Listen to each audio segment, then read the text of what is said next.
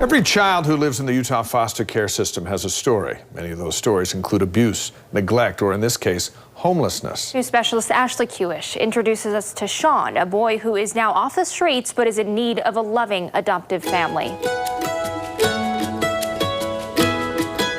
And then helmet sizes are on. Alrighty. Go from there. When it comes to Sean, what you see, Oh no, it's about to be shown that I'm not a pro.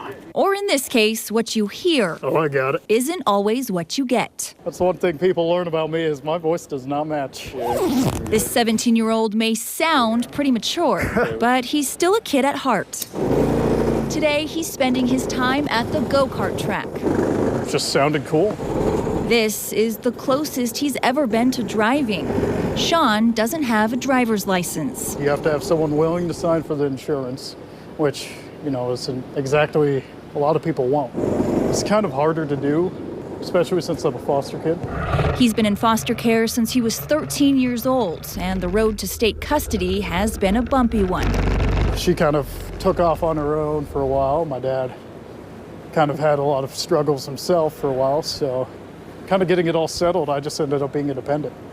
Independence meant homelessness, crisscrossing the country alone. I've been to like New York, California, places like that, all on my own. He's known a life full of hardships, but you'd never really know. What's the point in being sad about myself or being sad about my life? There's people out there that have it harder than I do. Now he says he wants to get his life back on track. That means stability. I don't really know what family looks like, except for the picture-perfect stuff like that. He deserves the chance to find out what a family can really be like. All of it's just keeping myself going.